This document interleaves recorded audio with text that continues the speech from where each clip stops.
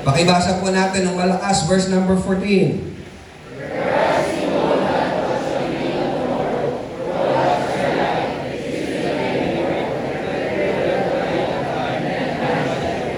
Verse number 15, for that ye ought to say, if the Lord will, we shall live and do this or that. Verse 16. But now we rejoice in your boastings, also as your boasting is secret. Therefore to him, all together please, therefore to him that knoweth to do good, and do it not, it is a sin. That is why we have to be awakened. That is why we have to understand na ang araw na ito ay napaka-importante. We have to understand that it is about time. It is time for us to do something. Alright, let us pray. Heavenly Father, maraming pong salamat sa pagkakataon na ibinigay mo sa amin. Muli, ikaw po ay mangusap. Please speak to the hearts of these young people. Napakahalaga po na nandito sila. Napakahalaga, Panginoon, ng kanilang participation to understand even why they are here. Bakit po sila nailigtas? Why they're being fed by the Word of God? Why they are being trained? Lord, I pray na sana po yung oras na ito, time na talaga magkaroon po ng revival, awakening of their spirit. I pray, Lord, na mangusap ka po. Pakita mo sa kanila, Panginoon, ang kahalagahan ng paglilingkod. Lord, the purpose of this evangelistic meeting, the intention is to awaken our interest, especially, Lord, sa spiritual na bagay. Lord, sa mga bagay na may eternal significance.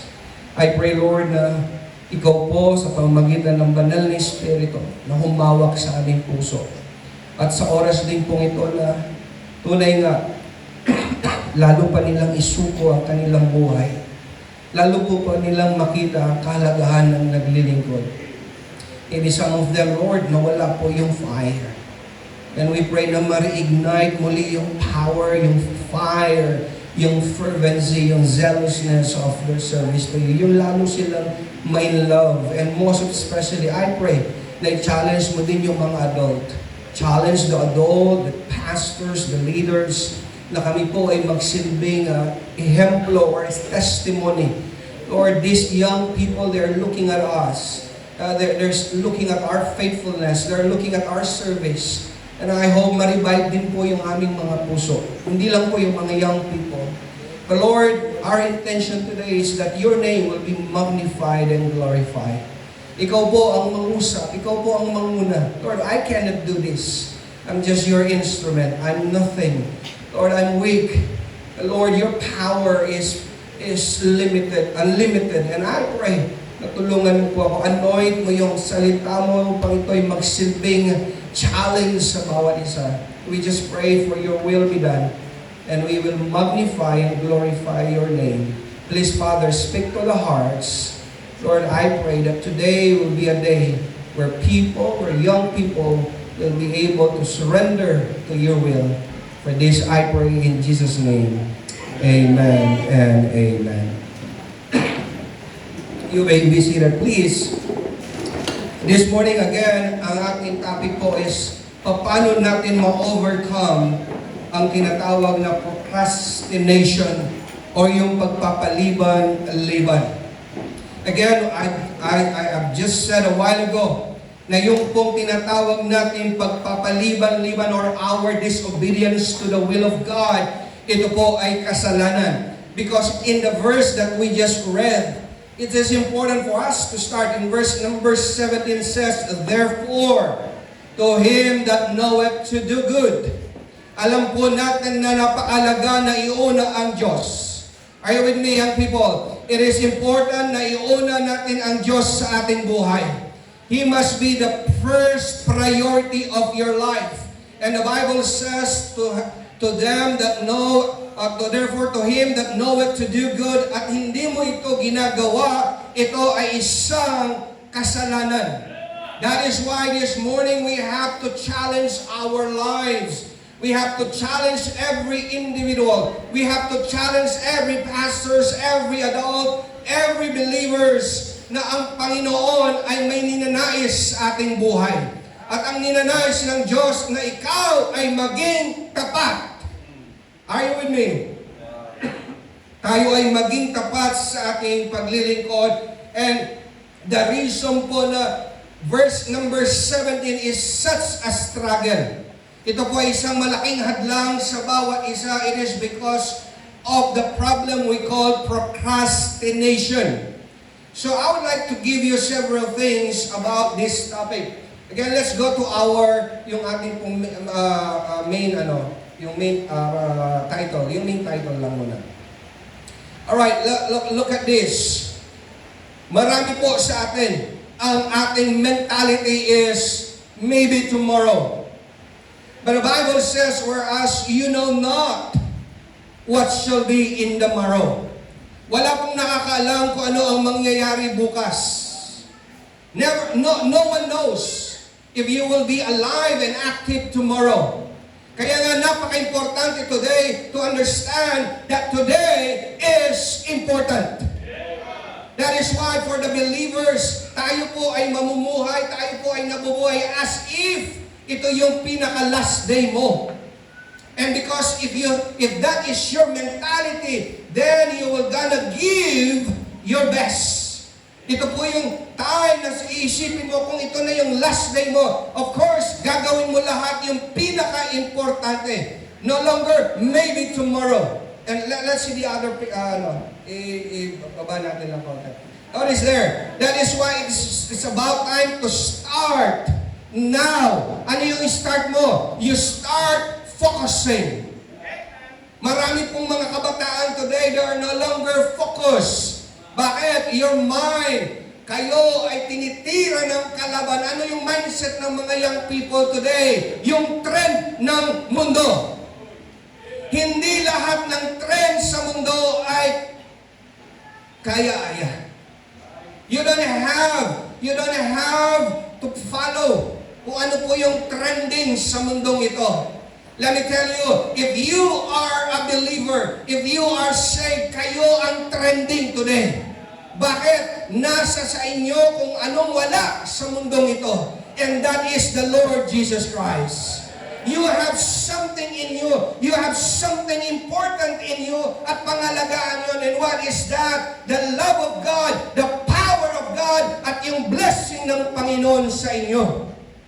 That is why you have to start now. Focusing, take action, and stay committed. Can I have your attention this morning? Can you say to yourself that today I want to focus? Come on, young people, follow me. Today I want to focus. Ano yung dapat mong i-focus? Yung mga bagay na mahalaga. At ano yun? Nandito po lahat yan. That is why, take action. Ano yung action na gagawin mo? You have to give your life. You have to surrender your life. And when you surrender your life, wala na pong turning back. Ano po ang dapat natin gawin, mga young people? Stay committed. Stay committed. Yung po yung hamon today. Because there are no longer, wala na po, konti na lang yung mga young people that are truly committed to the Lord. Why? They are being poisoned by the trend of this world. Maraming kabataan today, they don't want church, they don't want these activities. Bakit? Feeling nila sila ay napag-iiwanan. Let me tell you, that is yun yung trick ng ating kalaban. The truth is, you are blessed. Kayo ay pinagpala. That is why ang goal natin today, paano natin ma-overcome yung tinatawag nating procrastination. Number one, let us think about this. Point number one, tingnan natin yung the curse of procrastination. Ano yung curse ng procrastination. Sa Tagalog, ang kapahamakan ng pagpapaliban-liban. So again, I gave you the definition of letter A, procrastination. Na-define yan. Procrastination, ibig sabihin pagpapaliban. Alright? It is the act of unnecessary delay. Tingnan natin. It is the act of unnecessarily delaying or postponing something despite knowing that there could be negative consequences for doing. Are you with me, young people? Pakibasa po natin, young people, yung definition. Procrastination is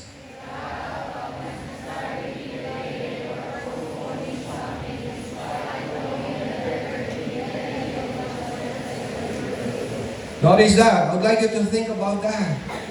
Bakit po? Procrastination is the act of unnecessary delaying. James 4:14 says, whereas ye know not what shall be on the morrow. Wala pong nakakalam kung anong mangyayari tomorrow. That is why kung ano yung dapat mong gawin today. Notice, for what is your life?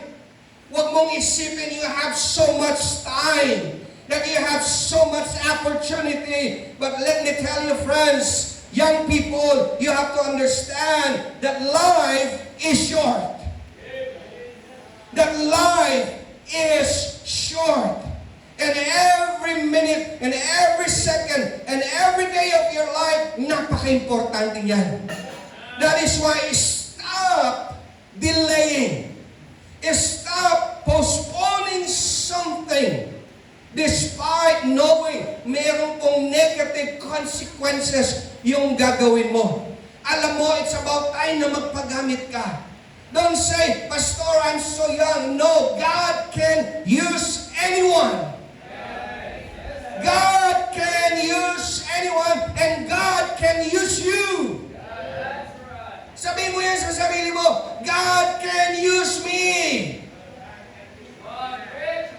The only thing is, willing ka ba? Gusto mo ba? Gusto mo ba?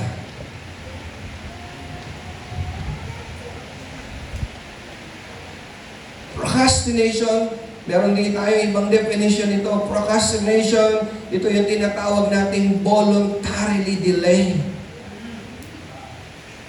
Ninais mo na i-postpone yung mga bagay na napaka-importante sa'yo. Why you're here, young people? To remind you that there's something important na inintend ng Panginoon sa iyo. Delay, voluntarily delay, you choose to put off a task you committed to. Often for no valid reason. Walang kadahilanan. You just say no. You just postpone. You just say no. You just say bukas na lang. That is why our goal is to overcome yung mga reason mo. To overcome yung sinasabi mo na mga delays, voluntarily delay, ano pa? Irrationality. Ano ito? You continue to delay even though you expected to be worse off later. Alam mo, makakasama ito sa'yo. Let me tell you this. I grew up in Sunday school. I started when I was 6 to 7 years old there in Dolores. I attend Bible study kay Darang Baby doon sa ilalim ng mangga, doon sa Dolores. I started and I'm so excited. Growing up, knowing many things about the Word of God until I naging high school. And I found friends. Friends are good. But choose the right friends. Hindi lahat ng kaibigan tama. May mga kaibigan, let me tell you, paano tayo hanap ng kaibigan? Tunay na kaibigan, ilalapit ka sa Diyos. Hindi kayo ilalayo sa Diyos. And those are true friends. And I thought those are true friends to the point na walan ako ng gana sa church. When I went fourth year, I start backsliding. I start hiding. Pastor Avalos told me, Pastor, mag-Bible, sabi niya pa nun, Brad, Bible school tayo. Sabi ko, anong ginagawa? Sumisigaw. Kailan? Every Friday, sumisigaw daw sila sa Dolores. Sabi ko, pambira, ganyan pala yung Bible school, sumisigaw lang. Sabi ko, ano pang ginagawa? Marami pang bagay. But then I lose the interest. But thank God, tinawag tayo muli ng Panginoon.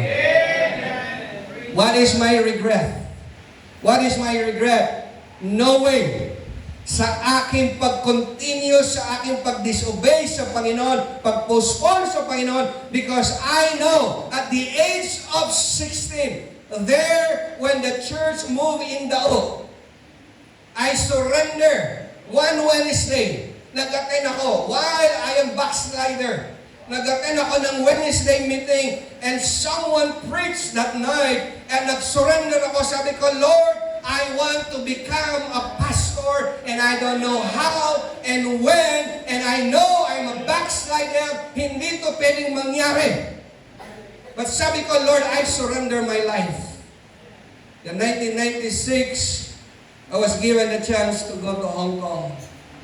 At then, nagbukas ng pagkakataon na bumalik sa church. And that's the reason why I'm here today. Am I happy? Yes, I'm happy. But may regrets. Ano yung regrets? Wasted years. Na alam ko, pwede akong gamitin ng Panginoon in my early days. Pero anong ginawa ko? I am so rational to my thinking, yung mga voluntary delay. Ano pa? Yung mga emotional avoidance. Ano yung mga emotional avoidance na meron yung mga young people? Okay? Anxiety, fear of failure. Walang problema. Tayo, darating ang araw, babagsak. Pero once we fall, we will stand again. Huwag kang matakot magkamali. Meron tayong Diyos na nagpapatawad. Ano lang po ang problema? We're just being lazy sometimes. We're just being lazy. So that is letter A. Ngayon, alam na natin na yung procrastination. Letter B, alam niyo ba yung ating pag-delay at hindi natin pagsunod sa Panginoon? Letter B, procrastination prolongs agony. Ano ibig sabihin nito? Ang pagpapabukas-bukas ay nagpapatagal sa hirap. Anong ibig sabihin nito? Matthew chapter 6 verse 34. The Bible says, "Think therefore no thought for tomorrow." That's the Bible says. For the tomorrow or for the morrow shall take thought for the things of itself. Sufficient unto the day is the evil thereof. Ano ibig sabihin? Sabi po dito, kaya huwag ninyong ikabalisa ang sa araw ng bukas. How procrastination prolongs agony. Paano ito pinapatagal? How does it prolongs yung ating pagdurusa? Ano ito? Number 1, delayed relief. Meron tayong tinatawag nating delayed relief. The task doesn't disappear. It lingers in your mind, creating anxiety until it is done. Pag pinagbukas-bukas mo ang isang bagay na gusto dapat ng Panginoon na paggawa sa iyo and you are saying tomorrow, ito po ay nagbibigay po ng relief. Ito ay nagbibigay ng anxiety or worry. Ano pa? Compounded stress. Compounded stress tomorrow has already its own evil or challenges. Adding today's unfinished work makes tomorrow stressful. Kaya nga kung ano yung dapat nating gawin today, gawin mo na. Yung mga bagay na dapat mong i-accomplish today, you have to accomplish them now. Why? Because it added to your challenges. What else? Mental drain. Alam niyo ho ba yung ating pagsuway sa Panginoon o yung pag-delay natin sa Panginoon, it causes mental drain. The longer you avoid a task, the more mental energy you waste thinking about it instead of completing. Notice, completing it. It's on repeat in your mind. And most especially, yung lastly, ano ito? Lost opportunities. Lost opportunities. Procrastination often means missing the joy.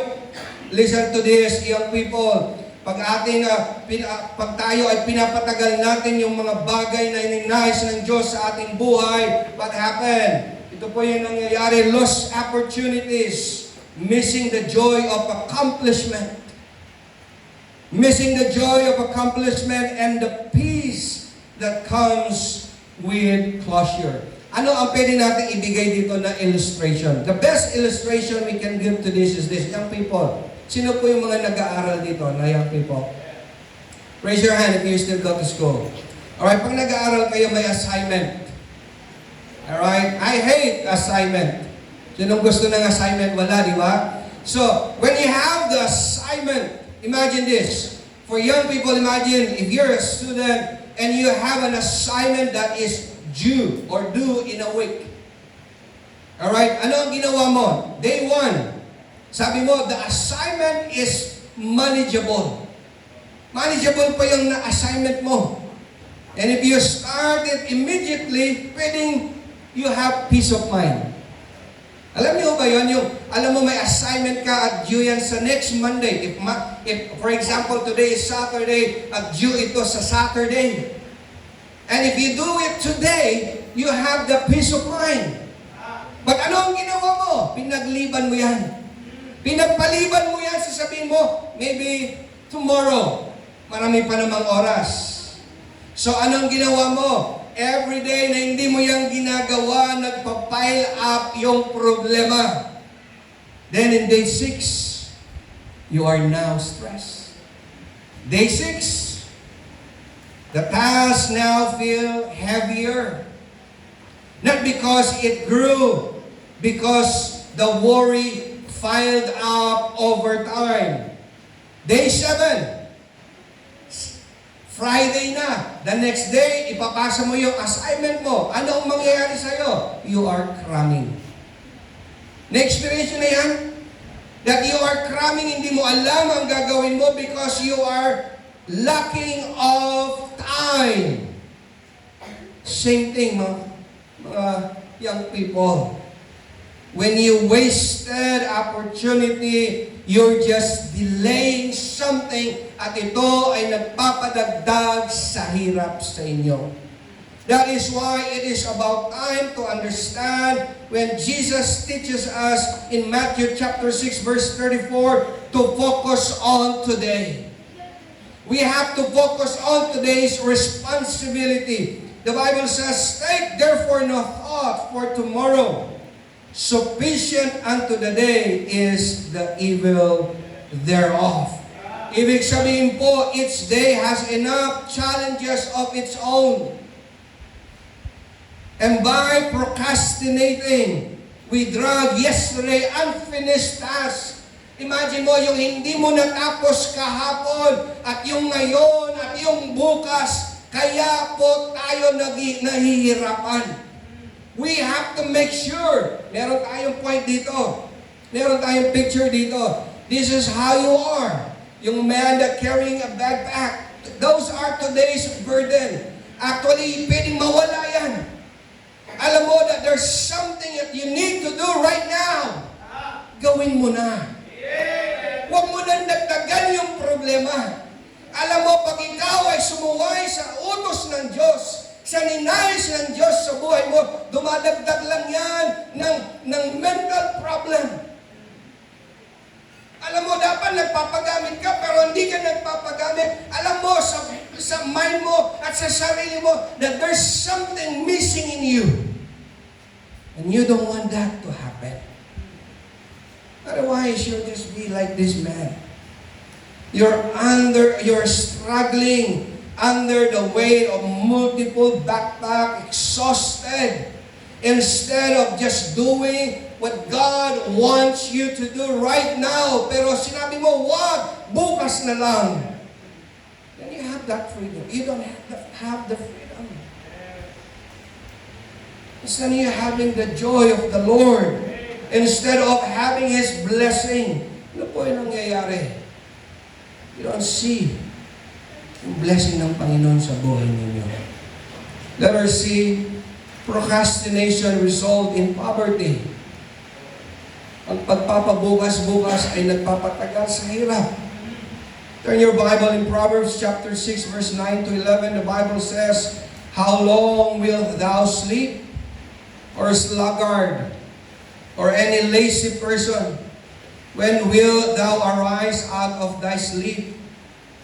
Yet a little sleep, a little slumber, a little folding of the hands to sleep, so shall thy poverty come as the one travelleth, and thy want as an armed man." You see, sa verse kong ito, the Bible warns us that delay and laziness can lead to loss and hardship, which will come suddenly as a thief in the night, and we won't see it coming. So ano po ang kailangan natin? We have to battle. We have to make sure yung curse. We have to understand the curse of delay, the curse of procrastination, ang kapahamakan na dinudulot ng pagpapaliban-liban. Instead na pwede ka nang gamitin ng Panginoon, instead pwede ka nang maging blessing para sa Diyos, instead you can be used for the furtherance of the gospel. You can be a testimony to your family. You can be a testimony to your friend. Pero nagpaliban-liban ka because you're saying you have so much time. It's about time to awaken your spirit. It's about time to say, Lord, naiintindihan ko na today it's important day and I will give my life to you. Ano po yung kailangan natin gawin? Understand the curse of procrastination. Number 2, the conceit of procrastination. The conceit of procrastination. Point number 2, the conceit of procrastination, ang kapalaluan o yung pagmamataas ng pagpapaliban-liban. Conceit means arrogance, pride, or yung kayabangan. You know what? Procrastination is just what we call poor time management. Bakit po tayo nagkakaroon ng procrastination sa ating buhay? Because we do not manage our time properly. Mga patahan, it is important for you to manage your time properly. Are you with me? We have to manage our time properly. The conceit of procrastination. Bakit yung mga time, may mga time na sinasabi natin, maybe bukas na lang, maybe marami pang oras. Letter A, bakit? Dahil meron tayong what we call confidence that excluded God. Notice, the scripture warns us that such thinking is dangerous and deceptive. Bakit? Meron tayong tinatawag na confidence that excludes God. Masyado tayo nagtitiwala sa ating sarili at hindi natin sinasama ang Diyos sa mga bagay na dapat nating gawin. That's why we have James chapter 4 verse 14 says, "Whereas you know not what shall be on the morrow. For what is your life? It is even a vapor that appeareth for a little time and then vanisheth away." You see, in this verse, James is telling us, ano po yung tinuturo ni James sa atin? How can we be arrogant and so foolish to plan for your life without even consulting God? Sasabihin mo sa sarili mo, I'll start serving God next year when I am less busy. Let me tell you, ang busyness nandyan palagi. Palagi mong mong sasabihin na busy ka because hindi yan mawawala.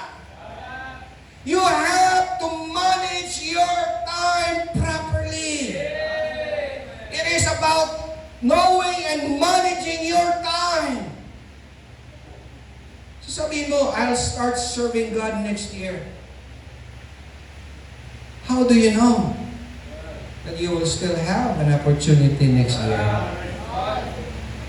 How do you know na nandito ka pa next year? That is why right now, kung ano ang ninanais ng Diyos sa iyo, mga kapadaan, kung ano yung napipil nyo, kung alam nyo, kung ano yung nangungusap ang Panginoon sa inyo, then gawin nyo. If God wants you to be loyal, if God wants you to be faithful, then gawin ninyo. Don't say, I will serve God, I will be faithful to God next year. Bakit? Dahil sinabi mo na rin yan last year. Then you're gonna say it again. You will say, I will repent when I am older. And yet, you're still stuck on your old ways. Sinasabi mo, I will get serious about my calling. I will be serious about my Bible school. I will be serious about my choir. I will be serious about my attendance. I will be serious about my group. But when? When? Today. It's today. Sinasabi mo, I'll get serious about my calling. But let me build my career first. You remember, in the Bible, sabi ng Panginoon, follow me. Ano sabi ng isa? Let me go back first, Lord. They have so many reasons. Pero anong sabi ng Panginoon? If you cannot hate your mother, if you cannot hate your father, if you cannot hate your brother or sister, you are not fit to be my disciples. Ano ibig sabihin ng Panginoon? He's not saying that you will hate your parents. Ang sinasabi ng Panginoon, know your priorities.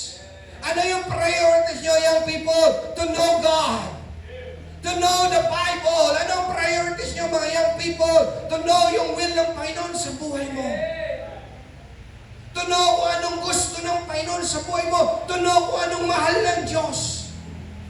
Mahalin mo kung anong minamahal ng Diyos. That is your priority. This world is not your priorities. Ang priority mo ay ang salita ng Diyos. Paano ka ma-establish? Paano ka lumago? Paano ka matuto? Paano ka magpagamit? Paano ka magsasolwing? Paano ka magiging kagamit-gamit? That is your goal. Don't just come to church. Magpapagwapo ka lang. Nagpapaganda ka lang. It is not that is not the purpose of the church. Kung anak ka ng Diyos, gwapo ka na. Kung anak ka ng Diyos, maganda ka na. Ang importante, know kung anong gusto ng Panginoon sa'yo. Some of you, kailangan nyo pumasok sa Bible school. But ano ang sinasabi nyo? Not now. Kailan pa?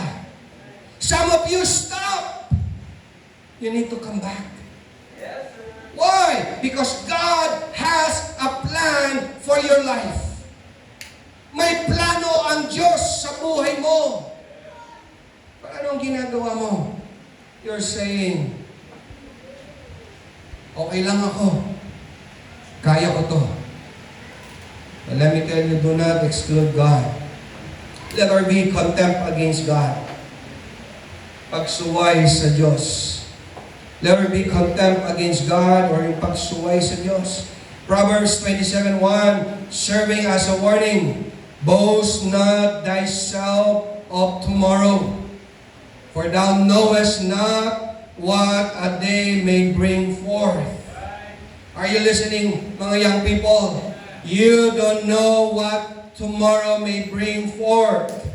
Sinasabi ng Proverbs na to, yung ating pagpapaliban is the arrogant, it is boasting, it is assumption that God owes you another day, another opportunity. Opportunity may come, but it may not come back to you anymore. And I thank God, nung ako ay naging pasuway, thank God na binalik ako ng Panginoon. Thank God na binigyan ako ng pangalawang pagkakataon because it may not come to my life anymore. It may not come to you anymore.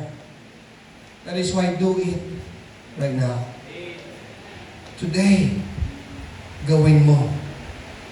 And number 3, countering procrastination. Paano natin maiwasan? Point number 3, countering procrastination. Paano natin maiwasan yung pagpapaliban? In Psalm 118 reminds us, verse number 24. Ano po ang sabi? Let's read this text, please. Paano natin maiwasan yung tinatawag na nating procrastination? Basahin po natin sabay-sabay. This is, all together please, this is which the Lord hath made, and we will rejoice and be glad in it. How we can avoid yung tinatawag natin pagsuway, pagpapaliban, by understanding this verse. This day is the day of the Lord. God has not given us control over yesterday or tomorrow. Only today. Today is not merely a date on a calendar. Let me give you this. Understand that today is a divine opportunity. Ang araw na ito ay isang divine opportunity na ibinigay ng Diyos sa atin. So, paano natin mapaglabanan yung tinatawag natin procrastination? Letter A. And I want you to focus here, mga young people. Letter A, we need to recognize. Are you there? Letter A. We need to recognize that today is a provided day. Are you with me? We need to recognize that today is a provided day. Kailangan natin kilalanin na ang araw na ito ay isang pinagkaloob na araw. Today is not a random. It is made by the Lord. Every sunrise is a gift. It's not a guarantee. And every day you wake up, every sunrise that you see, do not assume automatic ito.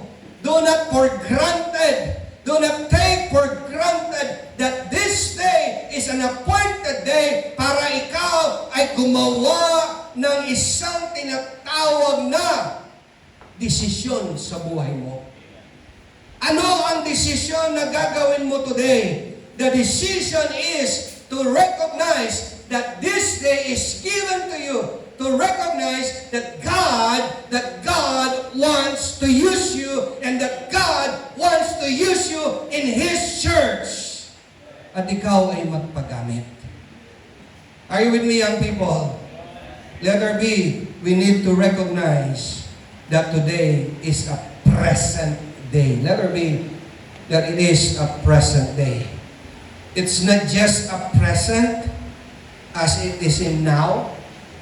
Ito ay isang, by the word present, it is a gift. In business term, yesterday is a cancel check, tomorrow is a promissory note, but today is the only cash that you have. Let me tell you, you cannot spend yesterday. You cannot guarantee tomorrow, but you can invest today. Pwede kang mag-invest today. Ano yung i-invest mo today? Yung buhay mo. Yung buhay mo. Let me ask you this question. Are you listening? Let me ask this question. If I will give everyone 1 million pesos, everyone, would you take it?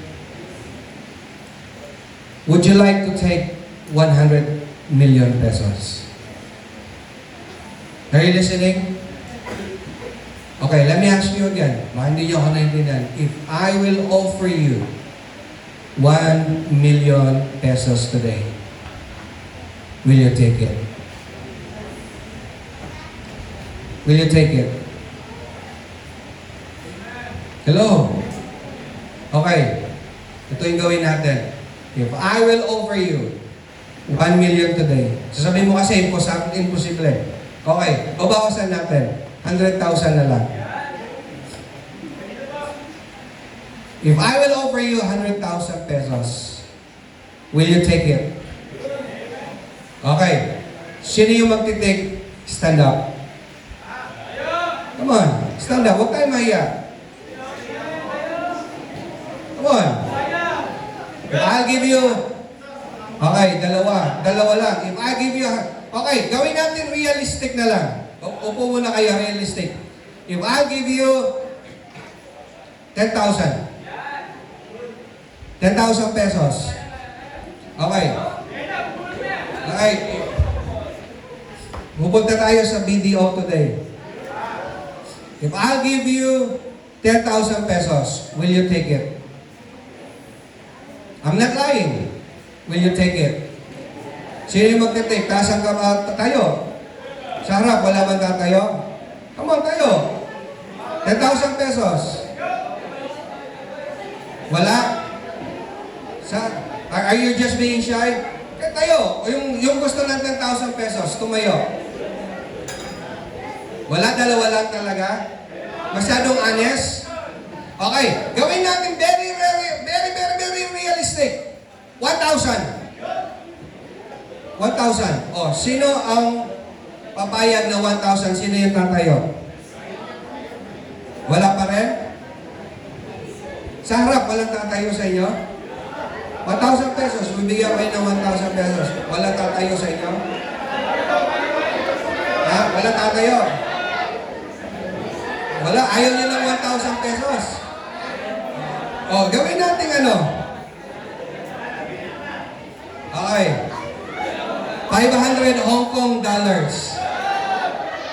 Okay. Sinong gusto ng 500,000? Bibigyan ko kayo isa-isa. Sinong gusto? Yung gusto talaga. Wala. Isa sa inyo, ayaw nyo. Wala. Hindi ko pa bibigay. Pinapakita ko muna kung sino yung interesado. Meron? So ilan? Taas ang kamay, ilan? Okay, mamaya ha. Example lang yon. Illustration yon. Actually, ano yung illustration ba natin? In reality, if that 1 million will be presented in front of you, you will not deny it. Hindi mo yan i-deny. For sure. Tama o mali? Kung yung 1 million pesos nasa harap mo, hindi mo yan tatanggihan. It will be foolish. Natatanggihan mo yan. Okay, you didn't understand.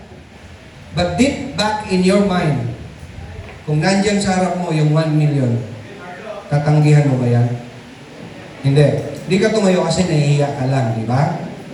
Tatanggihan mo ba yan kung nasa harap mo yung 1 million? Because be realistic. Hindi mo yan tatanggihan. Mga pastor nga, tumayo kagad eh.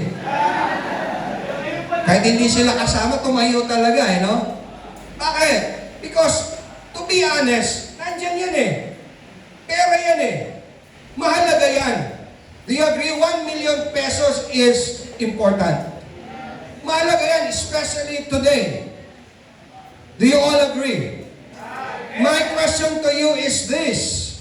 Do you know that you are wasting 1 million pesos in your life?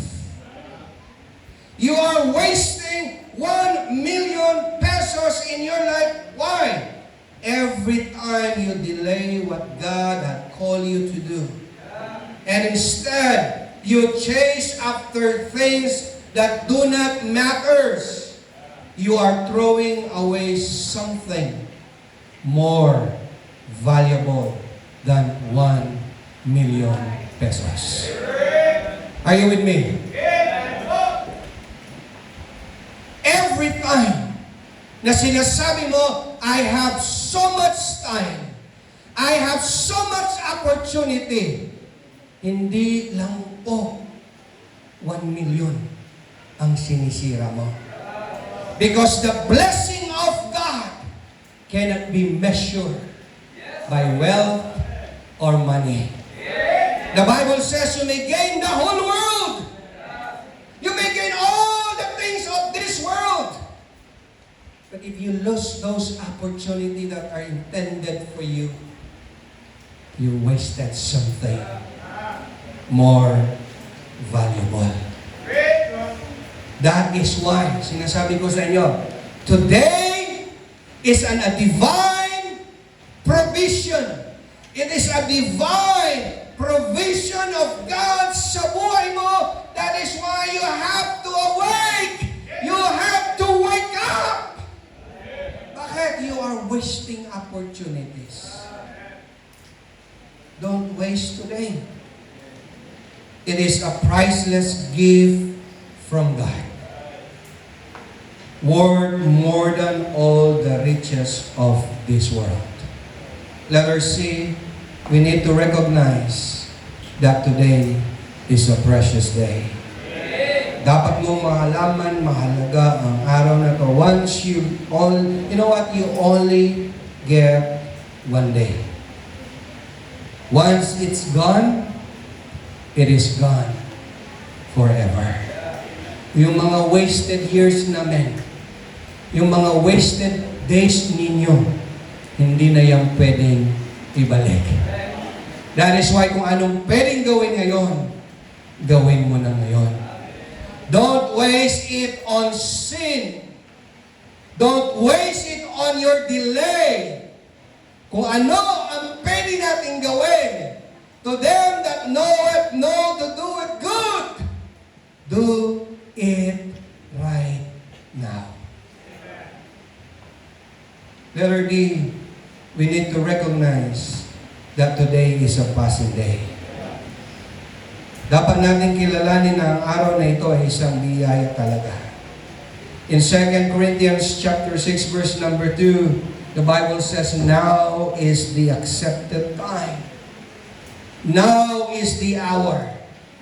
Ngayon ang araw na dapat tayo maglingkod. Ngayon ang araw na tayo dapat sumuko sa Panginoon, isuko ang ating buhay, because every tick of the clock is either an opportunity seized or lost. You cannot stop it.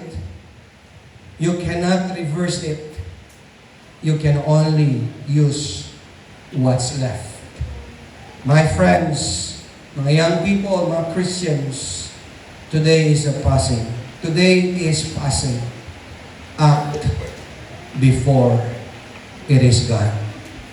So let's go to the application of this message. Galatians chapter 6 verse 7 and 9. The practical application of this message is this. Galatians chapter 6 verse number 7 through verse number 9. The Bible says, be not deceived. Galatians chapter 6 verse 7 and 9. The Bible says, are you there? Be not deceived. God is not mocked. For whatsoever a man soweth, that shall he also reap. For he that soweth to his flesh shall also flesh reap corruption. But he that soweth to the Spirit shall of the Spirit reap life everlasting. Let us not be weary in well-doing. For in due season we shall reap if we faint not. In other words, we are all accountable for what we sow today. What we do today and what we delay both have eternal consequences.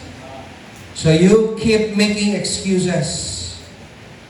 When you keep making excuses by saying, I will serve when I am less busy, I will surrender after I finish my schooling, I will give my life when I am settled. And still you have the boldness to say, Lord, show me your will in my life. Paano ipapakita ng Panginoon ang kalooban niya kung ikaw ay hindi susunod? That is why my challenge to you today, my friends, mga young people, mga Christians, serve right now. Don't wait for tomorrow. Commit yourself right now. You don't postpone obedience until it is convenient. Because our enemy will make sure you will not find that convenience. You tell yourself you are waiting on God. Let me tell you, you've been waiting for so long. Serve now. The reality is this: God is waiting on you right now. You keep telling yourself, I'm just waiting for the right moment. Today is the perfect opportunity. What if tomorrow never comes? What if the opportunity you keep postponing is the one God intended for you? Ano ang gagawin mo? That is why you have to wake up. Understanding carefully the will of God sa buhay mo. Ano ba ang kalooban ng Diyos sa buhay mo? Gamitin ka. Isuko mo ang buhay mo. Magpagamit ka. Activate yourself once again. Bakit kailangan ng revival? May mga kabataan na nawala yung kanilang ningas, yung kanilang fire sa paglilingkod sa Diyos. And I hope and pray, let's avoid yung pagpapaliban. Do not procrastinate. Today is that day for you to serve the Lord. Let's all stand. Heavenly Father, marami pong salamat sa oras na nagkaloob mo sa amin. Lord, I did my best to present your word to these people. Lord, I pray that your words will speak to these young people. I know they're bright. I know they're smart. I know they can understand yung mensahe mo para sa kanila. Lord, nanggaling po kami kung saan sila today. And we don't want them to experience yung mga regrets namin sa aming mga buhay. That in our early days, we also experience procrastination. O yung sinasabi na bukas na lamang. Lord, in my life, ang dami pong wasted opportunity. And I cannot go back to those days anymore. But still, you're giving us another day. But tomorrow is not promised, O God. What is promised is today. Maybe right now, nangungusap ka sa bawat isa. Nangungusap ka sa bawat young people that are not yet focused, that are not yet committed, that are not yet faithful. And they know they need to be faithful to you. Nananawagan ka for Bible school, nananawagan ka for the ministry, nananawagan ka sa bawat isa na mag-involve sila sa gawain ng simbahan. But Lord, they have so many things in their mind. They have so many things. At hindi po sila makapag-focus. And I hope today they will realize na napaka-importante na today they will make the right decision. The decision of asking you to be the first and priority of their lives. Lord, I hope naging blessing po ang salita mo. I hope naging challenge po ito sa kanila. What I can do, Lord, is just to present your word. And that's all. And I ask for the Holy Spirit, na ang Holy Spirit ang gumalaw. Lord, maybe there are young people here na hindi na talaga naglilingkod sa inyo ng tapat. May mga young people na nawalan ng gana. May mga young people na nag-quit. May mga young people, Lord, that are confused about giving their lives to you. Ano ba ang halaga ng pagbibigay ng buhay sa iyo? And they are confused about that decision. And I hope, Lord, today, revive their spirit. Thank you for this great opportunity. Thank you for what you planned for these young people. And I hope and pray, muli gumalaw ka in our midst right now. As our heads are bowed, natuloy po tayo manalangin as Pastor will come and he will continue the invitation. And I hope you listen to the call of God in your life right now. Amen. Praise the Lord. Manatili po tayo sa ating pagkayuko, pagkapikit, tayo sa ating pananalangin.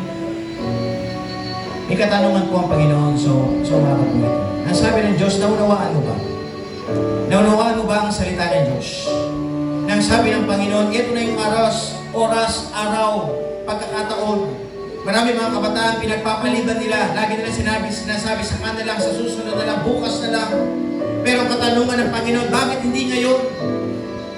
Kaya nawa mga kapatid, sa buhay ko ng bawat isa, naging maliwanag po ang salita ng Diyos. Nais ng Diyos, gamitin tayo.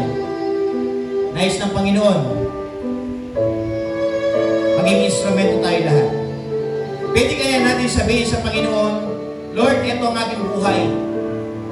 Gamitin mo. Sabihin mo sa Panginoon, sa iyong pagkayuko, pagkapikit, na sabihin mo sa Panginoon, Lord, sana, hindi ko ipagpaliban ang aking pwedeng gawin sa inyong gawain. Hindi ko ipagpapaliban ang aking paglilingkod. Hindi ko ipagpapaliban yung mga bagay na talento na pinagkatiwala mo sa akin. Pwede mo ba sabihin sa Panginoon, Lord, bigyan niyo po ako ng kasibagan. Huwag nawa po akong magpatumpik-tumpik. Pwede ba natin itaas yung ating kamay, sabihin natin sa Panginoon, Lord, tulungan po ninyo ako. Gisingin mo ang aking natutulog na pananampalataya. Pwede mo bang itaas? Hindi ko na kayo palalapitin sapagkat marami tayo. Mapupuno tayo dito. Sa simpleng pagtaas lamang ng iyong kamay, sabihin mo, Lord, eto ang aking buhay, ipapagamit ko sa iyo. Hindi nawa ako mahila ng masamang barkada. Hindi nawa ako mahila ng bisyo. Hindi ako mahila ng gawain, ng maling gawain. Lord, nandito po ang aking buhay. Ipapagamit ko po sa iyo. Magiging suporta ako sa simbahan. Magiging kaakibat ako ng lingkod ng Diyos na gawin ang iyong kalooban. Pwede mo bang itaas sa iyong kamay? Tinitingnan ng Diyos. Ano yung magiging reaction mo? Sila lang bang magtataas? How about yung iba? Ayaw mo bang ipagamit ang iyong buhay? Ayaw mo bang isuko ang iyong oras, ang iyong talento? Kahit na nag-aaral ka, pwede kang maglingkod sa Diyos. Nang sabi ng Panginoon, huwag mo nang ipagpaliban, ito ng araw. Ito na yung pagkakataon. Ang mundo ko'y pasama na ng pasama. Ang buhay natin bilang tao, hindi natin alam kung hanggang kailan tayo buhay. Kung hanggang kailan tayo may oras. Kaya sabi ng Panginoon, pagamit mo na. Sa oras po ito, panalangin niyo po ang inyong church. Panalangin niyo ang inyong church sa iba't ibang mga lugar. Pagprino ang inyong pastor. Nabigyan siya ng kalakasan. Ang pastor's wife, isama niyo rin sa panalangin. Napatuloy gamitin pa sila ng Panginoon. Mga kasama ninyo mga young people, isama niyo rin sa panalangin. Na sana patuloy magkaisa tayo. Pagkaisa ang bawat mga iglesia na gawin ang kalooban ng Diyos sa buhay po natin. Patuloy para alam po natin ng Diyos, tayo manalangin naman namin Diyos na kila sa lahat. Patuloy Lord, kami po'y nagpupunin po nagpapasalamat.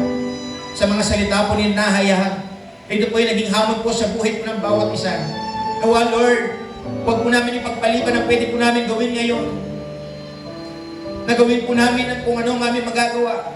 Sa bawat mga pagsamba po namin, paglilingkod, pagpupuri, pag-aakay ng kaluluwa, pagbibigay, dalangin ko po na hindi nawa manlamig ang aming mga puso. Patuloy niyo po painitin, lalo-lalo na mga kabataan, hindi mahila na masamang barkada, masamang bisyo, masamang gawain.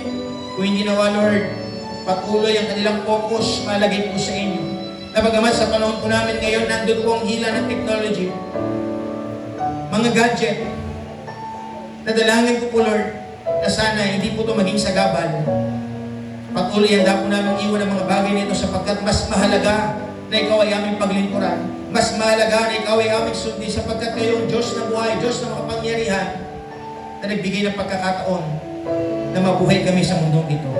Bless you po ang bawat mga young people, sa bawat mga churches, mga pastors na nandito. Dalangin ko po na patuloy kami pong lahat na-revive sa inyo pong mga salita. Sa araw po ng bukas, sa aming pong mga paglilingkod, bigay po namin ang aming enjoyment, ang aming excitement, sapagkat binibigyan niyo pa po kami ng pagkakataon para gawin ang inyong pong kalooban sa aming mga buhay. Kaya Lord, kami po nagpapasalamat sa inyo pong anak na ginamit, Pastor Rusty Noveno. Patuloy niyo po siya bigyan ng kalakasan, panubayan po ang kanyang gawain sa Hong Kong. Ganun din po, O Diyos, sa mga speaking engagement niya pa po sa bukas, hanggang sa Monday, i-preserve niyo po ang kanyang boses, at patuloy, Lord, ang inyong pong ebanghelyo maging kalakasan po namin. Lahat po ng papurit pasasalamat ay ilalaan po namin sa inyong pong pangalan. Itong aming hiling dalangin sa matamis sa pangalan po ng aming Panginoong Hesus. Amen and amen. Amen. To God be the glory for the word of God. You may please be seated for a while. So tayo nagpapasalamat sapagkat hinamon po tayo ng Panginoon. Amen po ba? Mukhang natulog na kayo. Gising pa po ba kayo? Say amen. Amen. And that is the main reason why we are gathering. No po, to hear God's word, to be challenged by God's word. No po. Nawa sa buhay po natin, no po, huwag na tayo maging mag-procrastinate. No po, huwag na natin ipagpaliban. Yung pwede natin gawin ngayon. No po, kaya ang dalangin po namin, kami mga pastors, no po, lahat ng mga young people, magpagamit sa biyaya ng Diyos. Maging kaakibat, no po, sa bawat mga simbahan. At napakaganda, every month, nagkakaroon tayo ng youth revival. Di ba? Nagkikita-kita tayo na gagawin natin yung goal natin, hindi lang tayo. Di ba? Makapag-hikayat pa tayo ng mga ibang mga mananampalataya. No po, makapag-win tayo ng maraming kaluluwa para po sa Panginoon. No po, so once again po ay maraming salamat po, no po, sa ating pong guest speaker, Pastor Rusty Noveno, Hong Kong Bible Baptist Church. No po, maraming salamat po. Punin po natin ang pwede. Palakpakan po natin. So ngayon po, no po, to recognize our guest speaker, no po, meron pong ibibigay yung mga young people.